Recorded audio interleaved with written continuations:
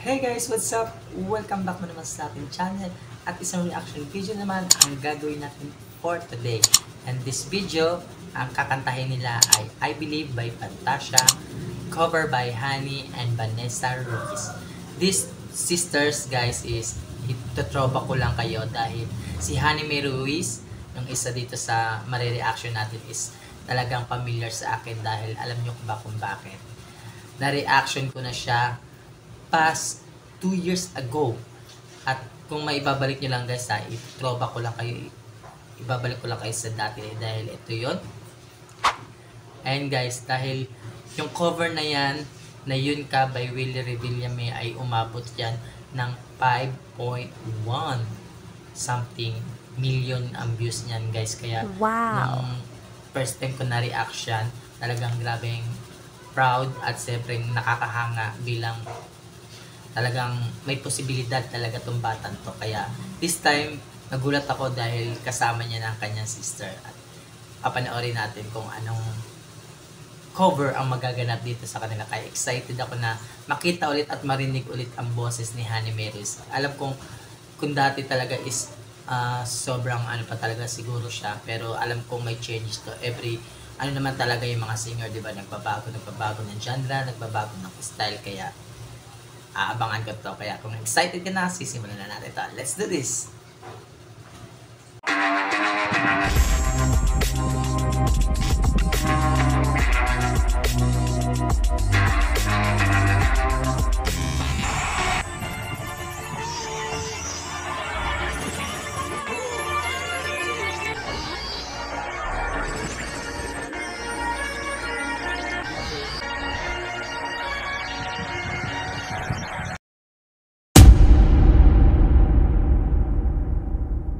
Let's do this.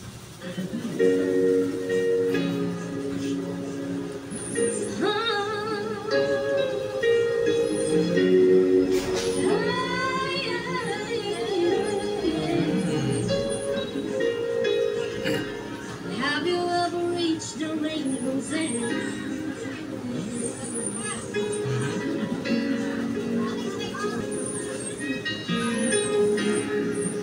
Ang mahirap na sa ginagawa nila dahil wala silang mga kahit anong instrument na gamit o mic dahil talagang tanging kulob lang ng bahay ang magiging feedback ng boses nila dito. Kaya kung may something na marinig man tayo na ano, normal lang yun. Lift you up and guide you on your way. I can see it. Change your heart and cause the dreams that fall. Now I'm finally realized. Mending.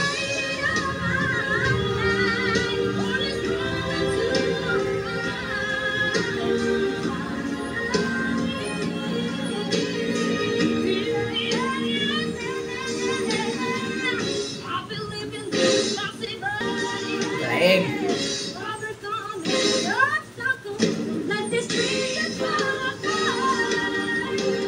Si Hani May guys, yung Blondie, and then si Vanessa, yung isa.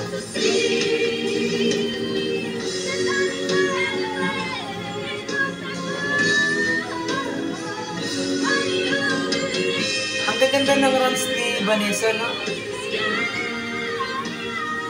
Belty.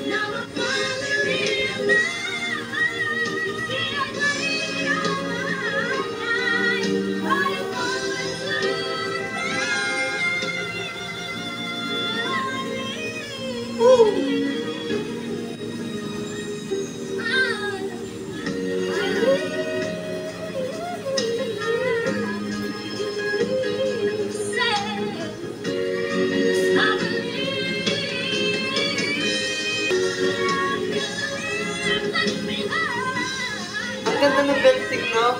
Hindi nagsasapawan, talagang nasa paras lang ng level.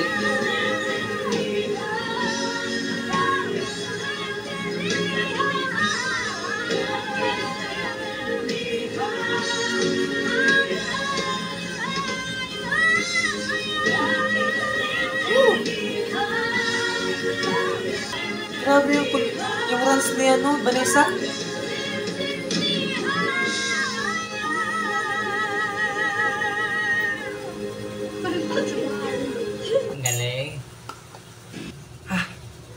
grabeng collaboration o harmonies ang narinig natin dito sa dalawang sisters na to. Pero ang masasabi ko lang is, yung first time ko narinig sa Vanessa, pero yung belting at ang runs niya, details na details at talagang maririnig ko, at talagang ang linis lang pakinggan. And then, siyempre, pagdating nila doon sa dalawang mag-harmonista sila to the belt out na ng higher na notes na nakanta is talagang sustain lang, parehas lang, hindi nagpapataasan, talagang parang isang boses lang yung nangingibabaw talaga, di ba? Kung i-rewind nyo o panoorin nyo mabuti itong video nila dahil maraming mga details at talagang masasabi nyo ang galing ng hindi ko alam kung talaga pinag-usapan o nakaplano bago nila i-cover to, pero I think this on the spot, talagang salang-salang lang at talagang wala pa silang ginagamit na something na instrumental o mga mic dito ha. Talagang makikita mo talaga yung real voice na maririnig mo sa kanila, and alam nyo naman na naririnig nyo rin yung mga ingay-ingay sa paligid nila. And then Honey Mary's, walang kupas, talagang medyo nag-level up talaga ikaw, talagang ang dami ng naging pagbabago sa boses, talagang mas kung dati, kasi nung first time na narinig ko talaga siya is sobrang napakaano lang ng boses niya, tiny, na parang ang tulis. And ngayon, matulis pa rin siya pero kaya niya nang makipagsabayan sa belt out dun kay Vanessa. Kung napapansin niyo talaga. Tapos, hindi rin nawawala, marunong din talaga siya din mag-runs. Talagang, asarap lang pakinggan at asarap lang panoorin silang dalawa na wow, talagang sister man na kung ano meron yung isa, meron din yung isa, di ba? Kaya siguro, wala akong masabi, proud ako dito sa magkapatid na to. At kung gusto niyo mapanood ang original video guys, ilalagay ko na lang dito sa description box. At siyempre, huwag niyo na rin kakalimutan na i-subscribe si Honey May Ruiz sa kanyang YouTube channel. At siyempre, maraming pa kayo madidiscover sa mga cover nila. Kaya hanggang dito na lang tayo at abangan natin mga ibang cover nila. Hanggang sa muli guys, thank you so much. Don't forget to like and share. Have a good day. Stay safe everyone. Thank you so much.